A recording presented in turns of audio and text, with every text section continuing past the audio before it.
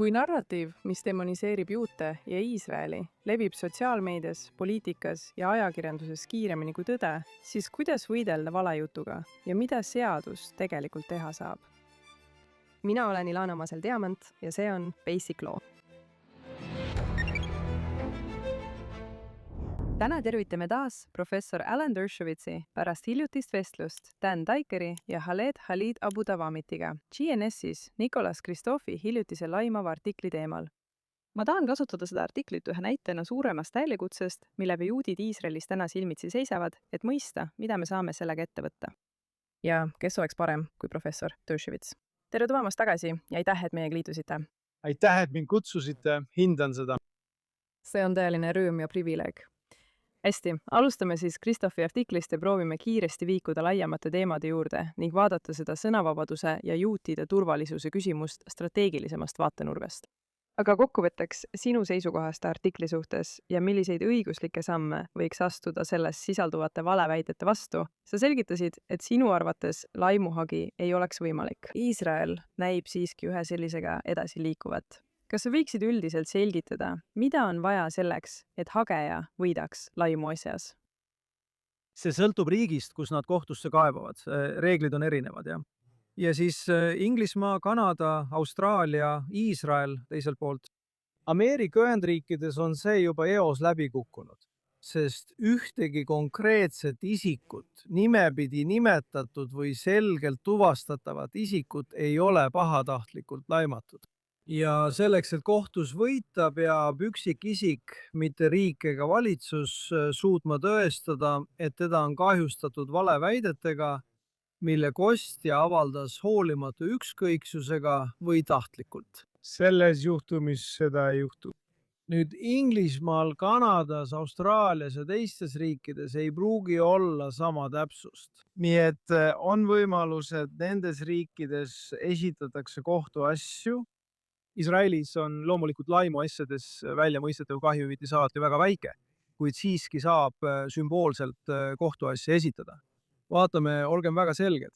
See, mida Christoph tegi, oli täiesti ajakirjanduslikult vastutustundetu. New York Timesil omane. Meeles New York Times on seesama ajaleht, juutide omanduses olev ajaleht, mis kiitis Stalinit ajal, kui ta tappis sadu tuhandeid ukrainlasi. See pani holokausti 23 leheküljele, see eitas Iisraeli õigust eksisteerida. New York Timesil on olnud kõige madalam tegeliku ja tajutud usaldusväärsuse suhe kõigist maailma ajalehtedest. See on erakordselt ohtlik meedia, kuid samas laialdaselt loetud. Seetõttu on see väga mõjukas, see ei vääri mõjukust, kuid siiski on. Ja kui sul on keegi nagu Christoph, kes esitab fakte arvamusena, siis see, mida ta teeb, on järgmine. Ta väidab, et see on arvamuslugu, kuid siis täidab ta selle väidetavate faktidega, mis ei vastaks kunagi New York Timesi enda ajakirjanduslikele standarditele. Aga New York Times hindas seda lugu mitte esilehe ajakirjanduslike standardite järgi, vaid 27. lehekülje arvamusrubriigi standardite järgi. Kuigi väidetav on reportaažiline ja ei vasta mitte ainult New York Timesi, vaid ühegi ajakirjaniku reportaaži standarditele, nüüd on mul üks ennustus. Olgu. Ta võib selle eest saada Pulitzeri auhinna, sest Pulitzeri auhinna komitee on täielikult langenud sama radikaalse vasakpoolse mõju alla, mis on tänapäeval vallutanud ka New York Timesi. Ja ma arvan, et meil on laiem probleem, mille Christophi artikkel paljastab ja esile toob, kuid mis ulatub kaugemale nii Christophist kui ka New York Timesist. Ma olen sellega nõus. Kuna see saade on rohkem juriidilise suunaga, siis minu mõte oli lihtsalt see, et seda võidakse kasutada ja tõenäoliselt kasutataksegi tõendina Iisraeli vastu rahvusvahelistel kohtuasjadel. Seda ei saaks kasutada. See oleks kuuldusel põhinev ütlus. Seda ei saaks kasutada rahvusvahelises kriminaalkohtus ega üheski sarnases kohtus, kuid seda võiks kasutada edasise laimamise alusena. Nii et sa leiad kellegi teise, kes ütleb, vaata seda. On täiesti selge, et Iisraeli peaminister on andnud loa kasutada koeri vägistamiseks. Tead, oletame sellist räiget valet. Nad väidavad, et jumal küll, me toetusime New York Timesile, ja New York Timesile toetudes saab kindlasti vältida pahatahtlikkuse tuvastamist. nii et sellel on kordistav efekt ja laimamist tuleb veelgi rohkem. Oleme juba näinud, kuidas nad astuvad Iisraeli vastu välja, tuginedes New York Timesi usaldusväärsusele või tajutud usaldusväärsusele, sellepärast on see nii ohtlik.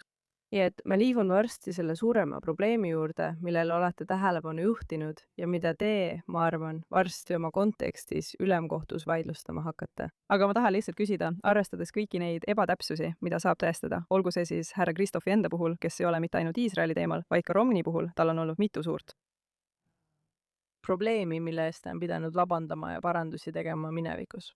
Ta on jätnud uurimata teised tõsised ja palju usaldusväärsemad vägistamis- ja muud süüdistused inimeste kohta, keda ta toetab ja kes on talle lähedased.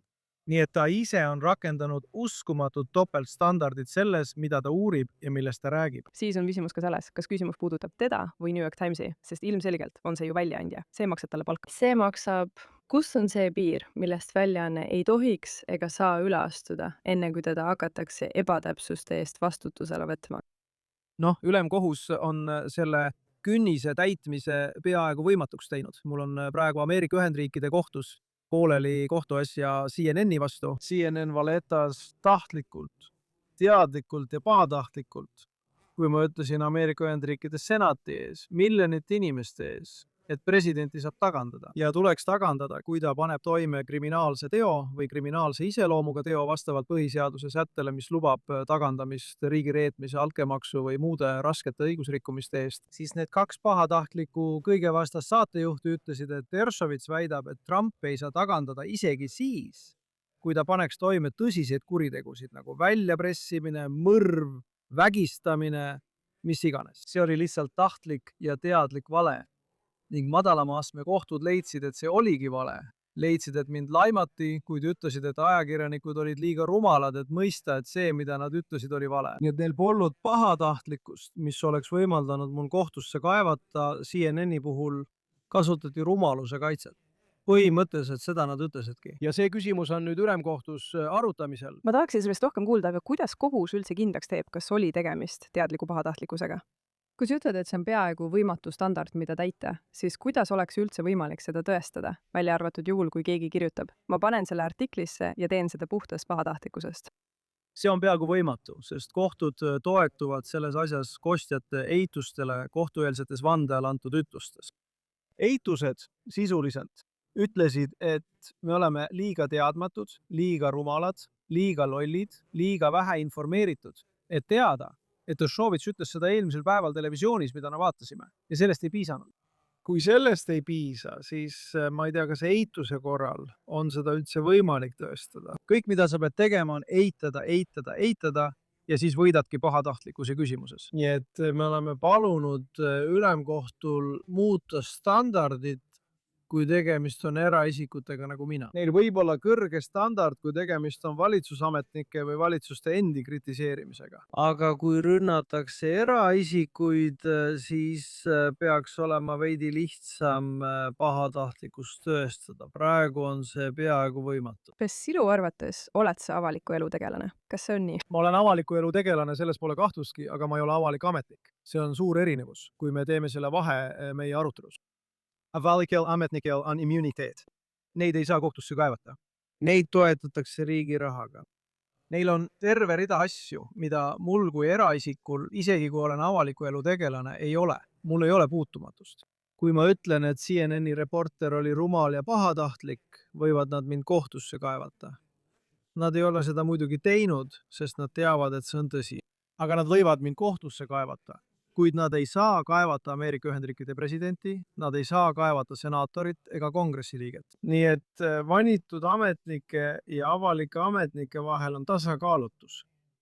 Ja seetõttu me selle kohtuasja algatamegi, ei tea, kas see õnnestub või mitte, see sõltub ülemkohtust. On kaks kohtunikku, kes ilmselgelt sooviksid, et New York Times versus Sullivan ja selle järgnevad otsused oleksid mingil määral piiratud. Ma olin üks neist kohtuniku abidest, kes seal töötas ja arvamus, mille kallal mina töötasin, piirdus valitud ja ametisse nimetatud avalike ametnikega. See ei kehtinud eraisikute kohta. ja nii me püüame seda tagasi viia sinna, kus see oli siis, kui mina olin kohtuniku abi umbes 60, kui palju aastaid tagasi nüüd, 63 aastat tagasi.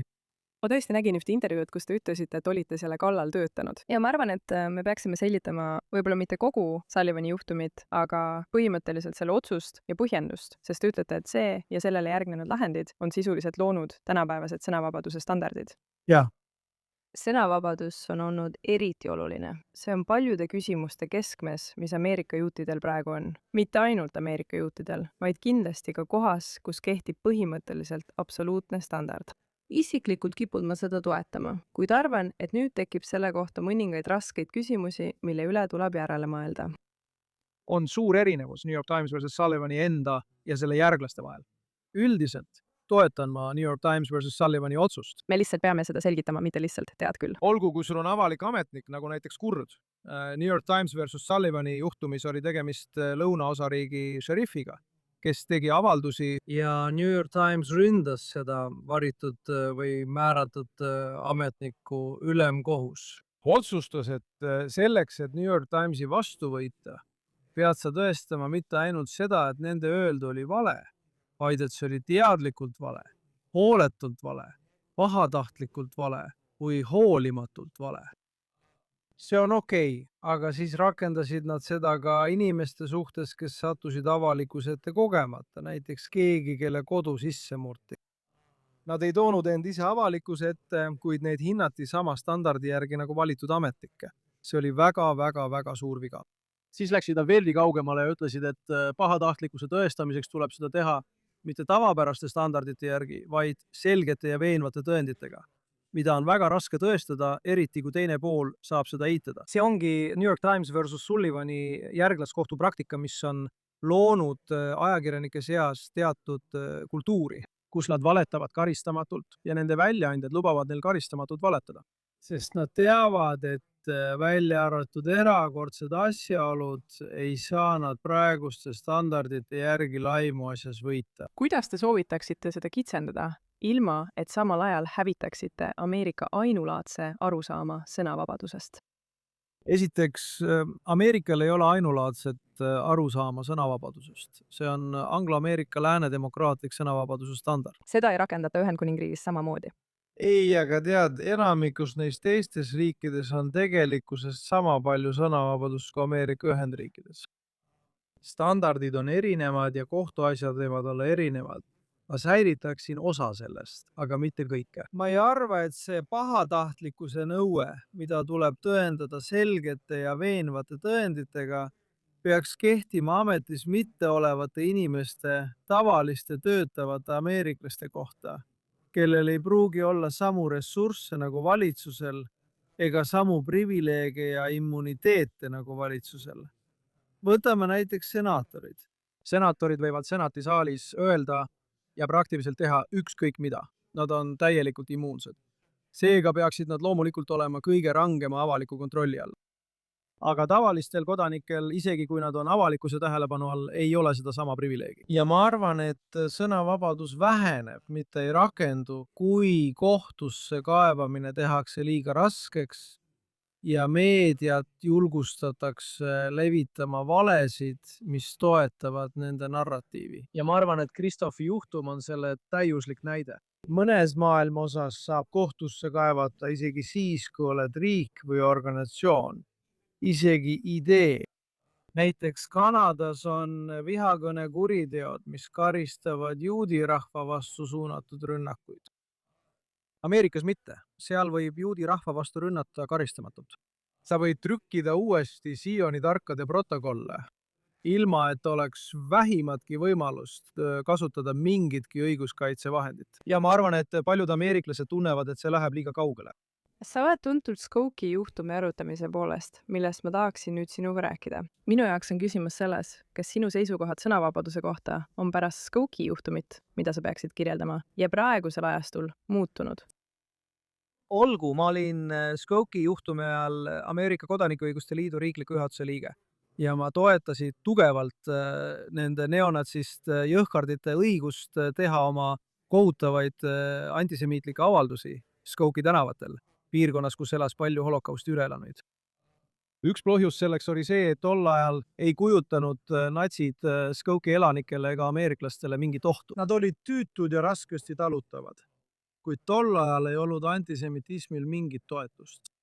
Mina ei ole muutunud, minu vaated ei ole üldse muutunud, aga maailm on muutunud. Ja täna võib samasugust avalduste tegemine Skokies nagu tol ajal kujutada endast palju suuremat ohtu juudi kogukonnale. Vägivalla, sünagoogide ründamise ja üksikisikute ründamise näol. Seega tuleb vaadata konteksti, tuleb vaadata reaalsust ja ma arvan, et maailma reaalsus on pärast Skokit muutunud. Nii et ma arvan, et seadus on sama ja reeglid peaksid olema samad ja ma oleksin ka siis Skokie ees seisnud. Aga täna arvan ma, et antisemiitlike vägivallategude õhutamine üksikute juutide vastu kujutab endast suuremat ohtu ja on rohkem sobilik õiguslike meetmete rakendamiseks. Mõni aasta tagasi alustasime ühe organisatsiooniga, see tegelikult ei jõudnud kuhugi.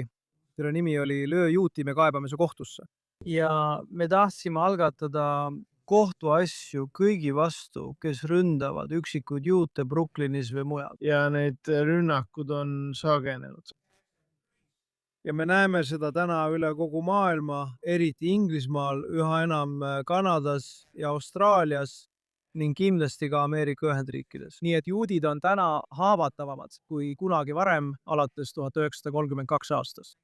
Nüüd ma tahan täpsustada, ma räägin aastast 1932, mitte 1936, mitte 1939, mitte 1942. Ma räägin 32 aastast, kui Hitler valiti võimule. Me näeme täna Hitlerile sarnaseid inimesi kandideerimas ametikohtadele Maine'is ja Michiganis, kus juba 1932 aastal diskrimineeriti juudi üliõpilasi. Me näeme seda ka ülikooli linnaputes. Me näeme üliõpilaste vastuvõtu vähenemist sellistes kohtades nagu Harvard ja Yale. Kas me siis oleme aastas 1932, me ei ole veel aastas 1936, aga me oleme kindlasti üsna lähedal sellele, millised olid juudi kogukonnad mõnes maailma osas aastal 1932. Mida sa arvad, mida juudi kogukond peaks sõnavõtu piiride osas taotlema? Näiteks on palju asju, millega ma isiklikult ei nõustu, nagu näiteks Vaba Palestiina või Jõest mereni. Mis tänapäeval, ma arvan, kui ei paista olevat vahetut füüsilist ohtu, liigitatakse lihtsalt poliitiliseks kõneks. Isegi meeleavaldustel, mis on juudi avalike paikade suhtes mõnevõrra ähvardavad ja nii edasi. Kõigepealt on meil piirangud ajale. Viisile ja kohale.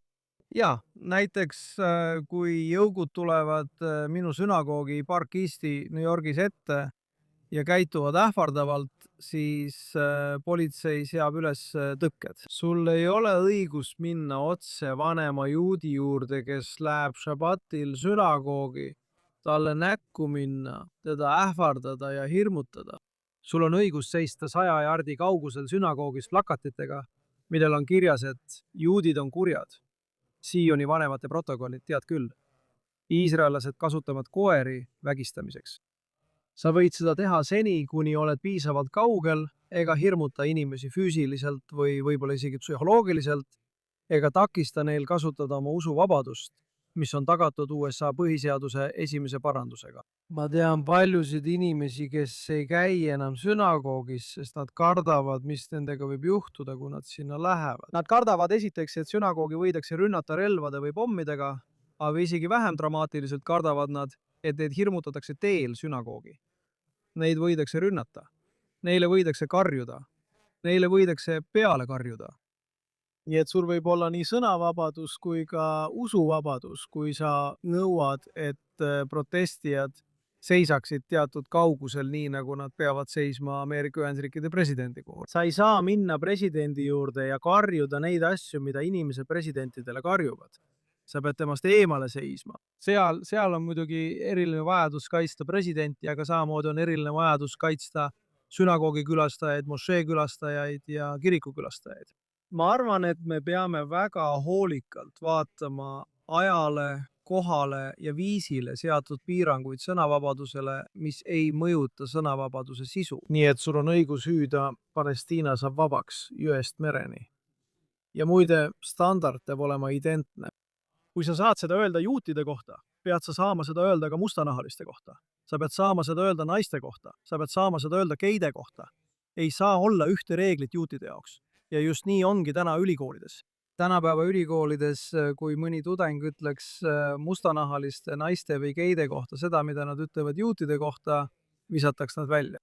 Aga kui nad ütlevad seda juutide kohta, siis neid välja ei visata, sest kui sa ütled seda mustanahaliste kohta, on see muidugi rassistlik. Aga kui sa ütled seda sionistide kohta, siis see pole rassistlik, see on poliitiline. Isegi kui sa ütled, et sionistid müüvad Harlemis riknenud liha ja rõhuvad meie mustanahalisi inimesi, nagu Kofi Carmichael tavatses öelda.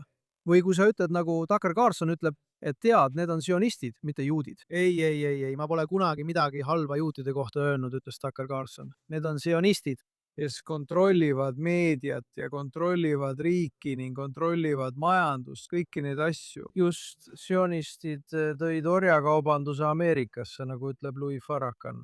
Täna, kui sa kasutad sõna sionist, pääsed ülikooli linnakutes tagajärgedeta. Ei, see ei saa olla reegel.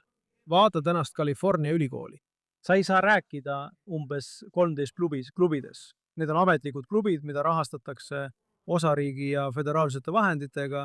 California on avalik kool. Sa ei saa rääkida neis 13 klubis, kui oled sionist. Ja mida tähendab olla sionist? See tähendab, et kui oled juut, kes pole Iisraelist lahti öelnud, siis eeldatakse, et oled sionist.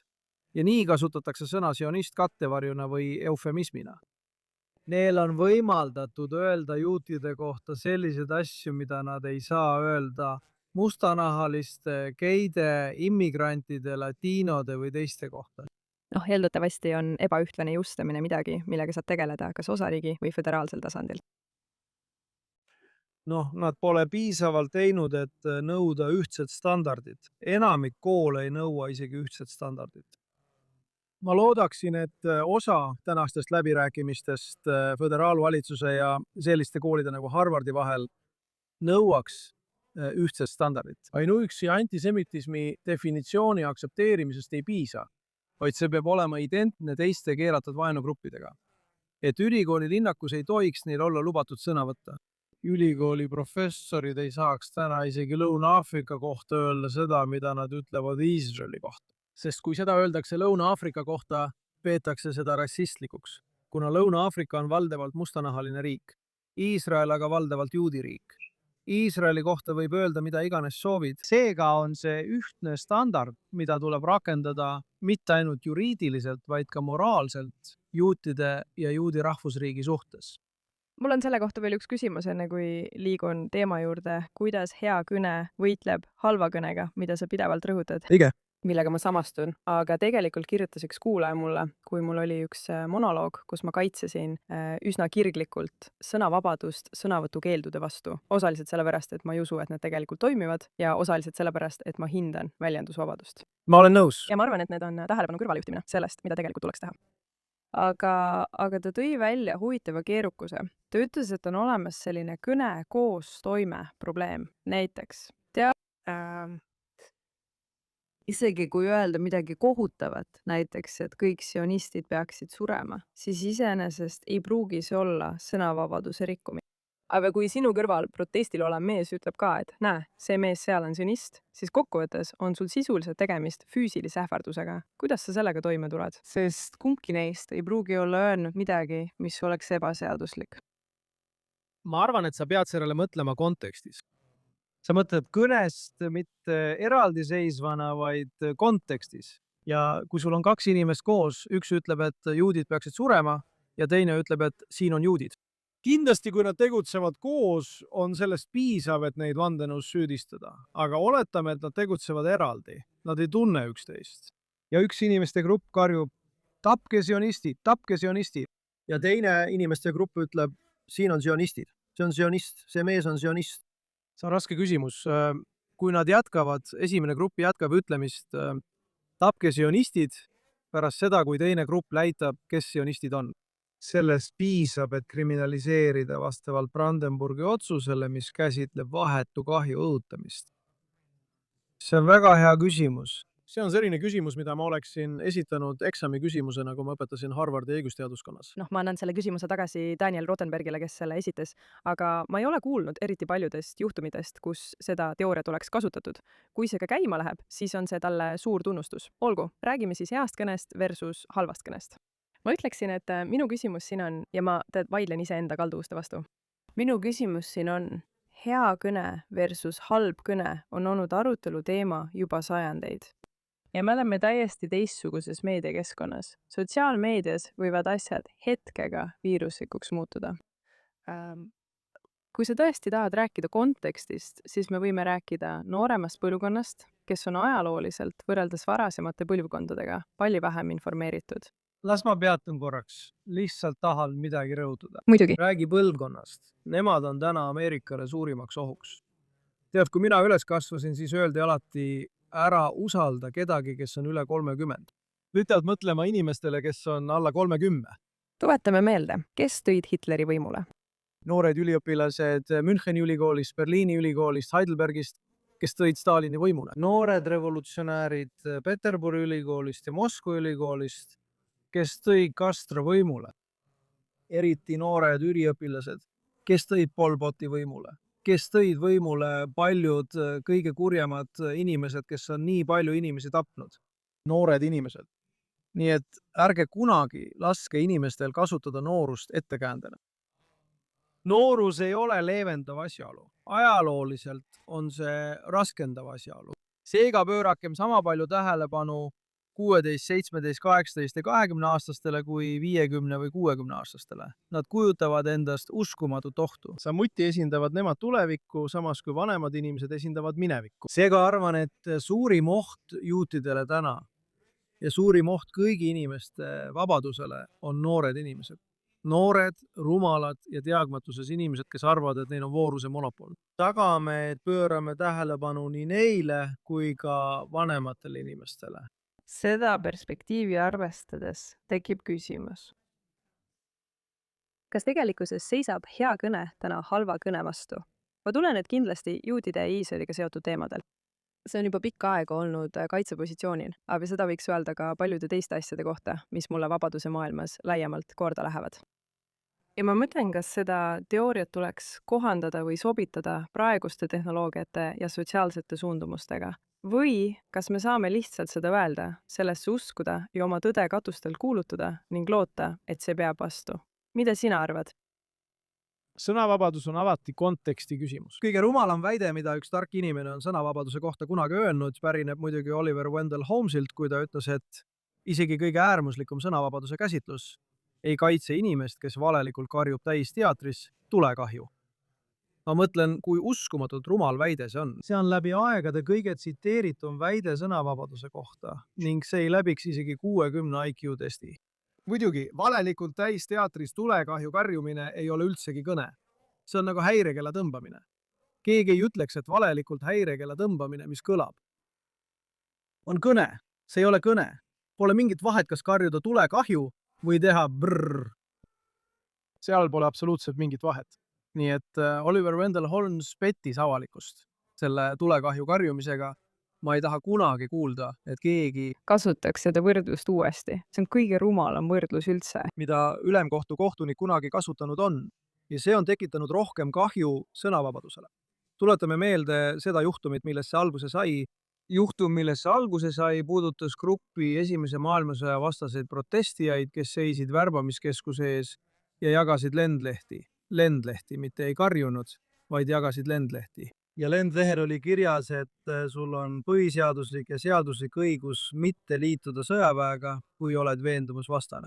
Ja just nende lendlehtede jagamise eest neid süüdistati ja mõisteti süüdi ja Oliver Wendell Holmes ütles, et see on nagu teatris tulekahju hüüdmine. Ei, see oli nagu lendlehe jagamine teatri ees enne sisenemist ja ütlemine, olge ettevaatlikud sinna teatrisse minnes. Seal on ehitus- ja tuleohutuse probleemid, mis võivad teie elu ohtu seada. Seega ärme enam kasuta seda tulekahju hüüdmise mõistet rahvarohkes teatris. Kuid me peame arvestama konteksti. Kontekst on sõnavabaduse küsimustes kõik. nüüd ongi kontekstid muutumas ja lähenemised samuti muutuvad. ja mõned kohtud on tunnistanud, et internet on ilmselgelt kõige olulisem muutuv kontekst, mida me tänapäeval näeme. ma arvan, et see oli Churchill, kes ütles kuulsalt peaaegu 100 aastat tagasi, et vale jõuab pool maailma ringi enne, kui tõde saab kingad jalga. jah. see oli siis tõsi. Kujuta sa ette, kui palju tõelisem see täna internetiajastul on. Seega peame kohandama sõnavabaduse reeglid interneti reaalsusega. kuidas see välja näeks? kuidas see välja näeks? See näeks välja nii, et tunnistame reaalsust, et hea kõne ei tühista alati halba kõne. Ma toon teile täiusliku näite. Minu puhul mind süüdistati alusetult seksuaalvahekorras inimesega, keda ma polnud kunagi kohanud ja kellest ma polnud kunagi kuulnud. See oli esikaane lugu. Ja siis, kui ta oma loo tagasi võttis ja põhimõtteliselt ütles, et ma võisin ta valesti tuvastada või segi ajada kellegi teisega, ma tühistan kõik oma süüdistused, ma tühistan oma väited. Kui tuli välja teave, et tema enda advokaadil oli lindistus, kus ta tunnistas, et see lugu ei saanud kuidagi tõsi olla, siis sellest sai 88. lehekülje lugu ilma teate all. Nii et hea kõne tõde ei võidutsenud halva kõne üle. Siiani olen ma 92nd Street Wire'ist keeratud. Mind ei lubata Temple Emanuelisse, mind ei lubata Ramasi keskkooli, vähemalt osaliselt, nende minu vastu esitatud valeväidete tõttu. Minu lapsed on selle tagajärjel kannatanud, minu pere, mu naine on nende süüdistuste tõttu kannatanud. Ja ometi pole tõde valedele järele jõudnud. Nii et tead, ma mõistan täieliku ja piiramatu sõnavabaduse riske, kuid samaväel toetan seda USA põhiseaduse esimese paranduse pooldajana. See tähendab, et standardid, välja arvatud need, millest me varem rääkisime, ei peaks tingimata muutuma, aga me peaksime olema valmis kulusid kandma ja lihtsalt edasi minema. Me peaksime olema valmis kohanema uute reaalsustega, mis võivad nõuda, et me muudaksime tõendamisstandardeid, mis võivad nõuda, et me muudaksime teatud aspekte õiguslikust lähenemisest sõnavabadusele, ilma et me kuidagi vähendaksime selle põhituuma. Sõnavabaduse põhituum on see, et valitsus ei tohiks kunagi piirata arvamust. See on põhituum. Valitsus ei tohiks kunagi piirata arvamust. Kõik muu on sellele kõrvaline. Seega peame hoolikalt vaatama just neid kõrvalisi aspekte, mitte põhituuma. Okei, laiemalt võttes, isegi väljaspool sõnavabadust, tahaksin lihtsalt sinu arvamust kuulda. Sa mainisid ka Dan Dickeri ja Halidiga rääkides omamoodi institutsionaalset sõda, mida nägime Christophi artiklis, kus sul on süüdistused ideoloogilistelt vabaühendustelt, mida seejärel mainekate väljaannete kaudu süstemaatiliselt legitimeeritakse. Ja põhimõtteliselt kõlas teie vestlusest, et selle juhtumiseks oli väga hästi organiseeritud kampaania. Ja loomulikult on juudi vabaühenduste maailmas tehtud palju uurimistööd, mis seda kinnitab. Mida sa arvad, mida juudi kogukond teeb õigesti selle väljakutsega tegelemisel ja mida ta teeb valesti, kus raisatakse energiat ja kuhu seda peaks suunama? Esiteks on meie suurimad vaenlased juudi kogukonna sees. Meie suurimad vaenlased ei ole Al Jazeera. Meie suurimad vaenlased on Haaretz, Jewish Daily Forward, Peter Beinart, J Street, Jewish Voice for Peace, paljud Reform Rabbi. Meil on väga tõsine probleem juudi kogukonna sees. Omar Bartov, inimesed, kes Omar Bartov eitab Iisraeli loomise lugu. Ta ütleb, et Iisrael loodi millegi sarnase põhjal nagu holokaust, Nakba. Ma mõtlen, et valeväited, mida levitavad juudid, kes kasutavad oma juudi päritolu kattevarjuna oma kitsarinnalisusele, on täna meie suurim probleem. Nüüd on meil ka vaenlasi, kes ei ole juudid, Kristof, see on ilmselge. Aga sisemised vaenlased on palju tõsisemad. Kui sa küsid minult, milline organisatsioon on juutidele ja Iisraelile rohkem kahju teinud kui ükski teine organisatsioon maailmas, siis ma ütleksin, et see on J Street. Iisraeli suursaadik Ameerika Ühendriikidesse võis liialdada, kui ta ütles, et J Street on vähk. Aga kindlasti on J Street üks kõige ohtlikumaid organisatsioone, mis kunagi loodud on. See on nagu need, kes inkvisitsiooni ajal juudid, kes muutusid antijuutlikeks ja said sõjas relvadeks. või verelaimu juhtumite ajal, kus endised juudid tunnistasid juutide vastu ja ütlesid, jah, nad tõesti tapsid kristlastest lapsi nende vere pärast. Just seda need juudi reeturid teevad ja J Street on nende seas liider. Peter Beinart on üks neist isikutest. Omar Bartov, Norman Finkelstein, Noam Chomsky. Nii et me peame kõigepealt omaenda probleemiga tegelema. Inimesed, kes väidavad end olevat sõbrad, kuid annavad vaenlastele laskemoona, on kõige hullemad. Noh, ma ei ole kindel, kas ma nõustun selle tähtsuse järjekorraga, aga milliseid konkreetseid samme sa tahaksid näha? Ma arvan, et me peame olema paremini valmis vastama valedele tõega. Me ei ole nii hästi ette valmistatud, kui võiksime olla. Ja meil on ka, vaenlasel on oma kanalid. Neil on New York Times, neil on CNN. Neil on inimesed, kes on kohe valmis vastu võtma Iisraeli vastaseid avaldusi. Meil ei ole seda enda poole. Kui ma kirjutan arvamusloo inimeste vastu nagu Kristof, siis mul ei ole kohe kohta, kus seda avaldada. Headel sõnavõttudel ei ole kohe kohta, kuhu need jõuaksid. Nii et esimene asi, mida me peame tegema, on luua suhtlejate võrgustik, mis oleks sama tõhus kui see võrgustik, mis meile vastu töötab. Me teeme kohutavat tööd, eriti arvestades, et meid süüdistatakse meedia kontrollimises, me ei pääsegi isegi meediasse.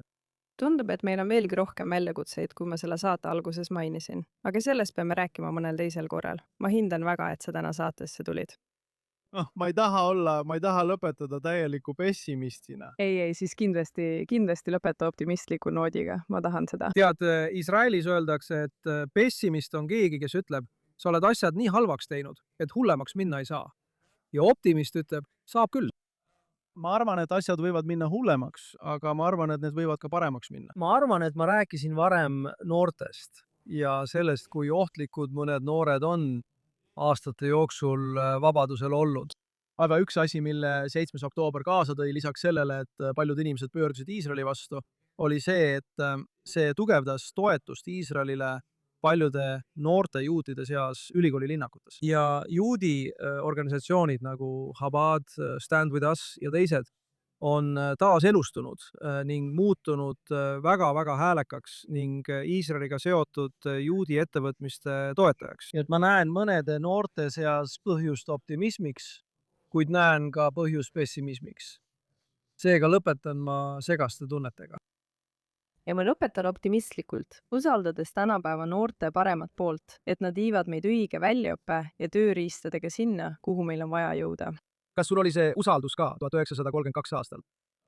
Me ei saa usaldada ajalugu, me ei saa usaldada saatust, me peame saatuse enda kätte võtma. Me ei teinud 1932 aastal piisavalt. Kui ma mõtlen, tahan enne lahkumist veel ühe asja öelda. 1935 oli kaasaegse ajaloo halvim aasta. Miks? Mis juhtus 1935 aastal? Mitte midagi ei juhtunud 1935 aastal. Sellepärast oligi see kaasaegse ajaloo halvim aasta. See oli viimane aasta, mil Suurbritannia ja Prantsusmaa oleksid saanud natside Saksamaa hävitada ja ära hoida 60 või 70 miljoni inimese, sealhulgas 6 miljoni juudi surma. Ja britid ning prantslased ei teinud mitte midagi. Ja kui me ei tee täna midagi, siis 2026 või 2027 aastal jääme ajalukku nagu 1935 aasta, mil me ei teinud seda, mida oleksime saanud teha, et ära hoida kasvavat ohtu juudi kogukonnale ja nende rahvusriigile. Nii et vastutus lasub meis. Ei, ma olen sellega nõus. Ma tunnistan, et räägin üsna privilegeeritud positsioonilt, olles ümbritsetud inimestest, sest ma töötan hariduskeskuses, Haredi Centeris. Me viime läbi haridusprogramme just nendele hämmastavalt andekatele, intellektuaalselt aktiivsetele, konservatiivsematele, klassikalise liberalismi poole kalduvatele iisraellastele erinevates valdkondades. Ja muidugi, teate, lisaks sellele teenivad nad ka sadu ja sadu päevi reservväes. Ja need ongi peamiselt need noored, kellega mina kokku puutun. Need on need inimesed ja nende kaaslased teistes kohtades, kes minu arvates hakkavad hoolitsema selle eest, et see ei oleks nagu 1935. noh, ma loodan, et sul on õigus, sest kui vaadata haridusasutusi, sealhulgas juudi haridusasutusi, juudi dialoogilist seminari, juudi rekonstruktsionistlikku reformi, siis nemad ei tee oma tööd. Kui sa vaatad paljusid reformistlikke sünagooge, siis nemad ei tee oma tööd. Ja seega, tead, mul on taas väga-väga vastuoluline arvamus. Ma arvan, et meie juudi kogukonnas saame palju rohkem ära teha ja me peaksime looma paremaid liite. Meil on väga tugevad liidud evangeelsete kristlastega. Meil on mõned head liidud katoliiklastega. Me peame suurendama oma diplomaatilisi suhteid teiste usuliste rühmadega üle maailma, nendega, kes armastavad vabadust ja võrdsust.